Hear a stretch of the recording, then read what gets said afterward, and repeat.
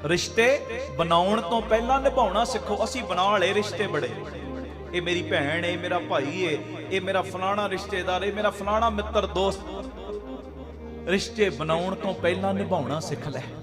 ਬਾਬੇ ਨੇ ਨਿਭਾਏ ਨੇ ਰਿਸ਼ਤੇ, ਨਿਭਾ ਕੇ ਵਿਖਾਏ ਨੇ।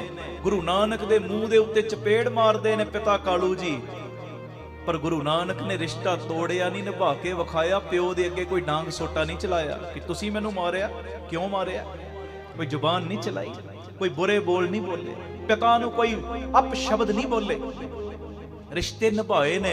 ਧੰਨ ਗੁਰੂ ਰਾਮਦਾਸ ਜੀ, ਧੰਨ ਗੁਰੂ ਰਾਮਦਾਸ। ਉਹ ਰਿਸ਼ਤੇ ਬਣਾਉਣ ਤੋਂ ਪਹਿਲਾਂ ਨਿਭਾਉਣੇ ਸਿੱਖੋ।